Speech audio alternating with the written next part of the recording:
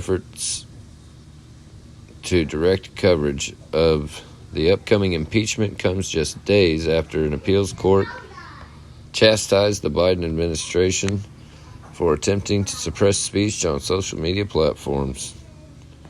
President Biden at North America's Building Trades Union National Legislative Conference, April 25th, 2023.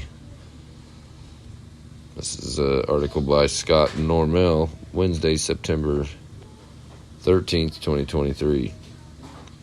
The same White House that was slapped down last week by a federal appeals court for meddling in the content moderation policies of social media networks sent a letter Wednesday to the heads of most major American press outlets demanding that they subject Republican charges of corruption within the Biden family with the appropriate scrutiny during, quote-unquote, whatever that means, during their coverage of the upcoming impeachment hearings in Congress. Wow.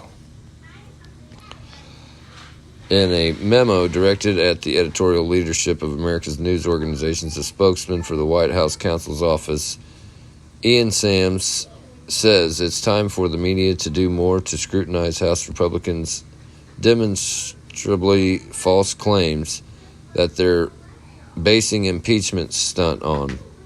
Describing impeachment as grave, rare, and historic, he urges the outlets to avoid reporting on the process of impeachment and instead focus on the substance of the allegations against President Biden.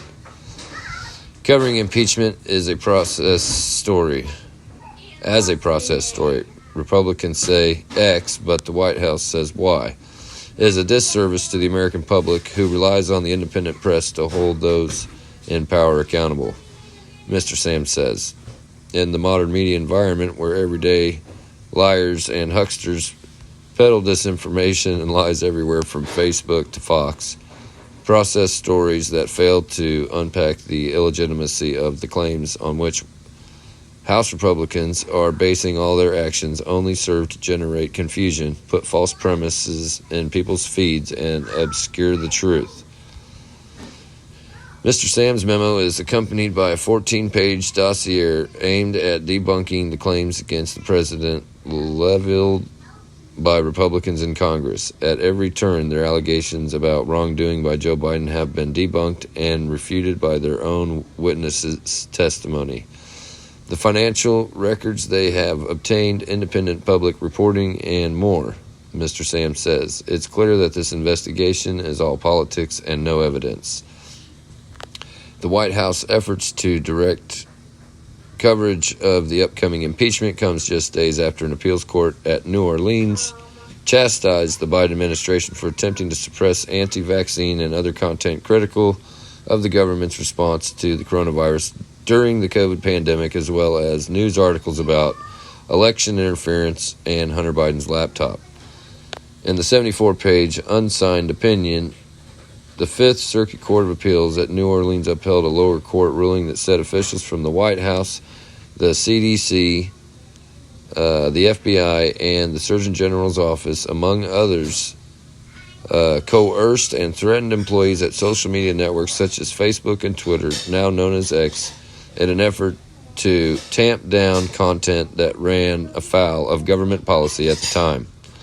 Officials, via both private and public channels, asked the platforms to remove content, pressed them to change their moderation policies, and threatened them directly and indirectly with legal consequences if they did not comply, the opinion states. And it worked. That unrelenting pressure forced the platforms to act and take down users' content.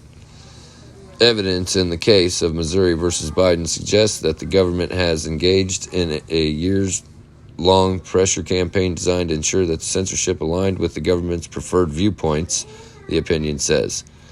That campaign, it says, was a clear violation of the plaintiffs and the states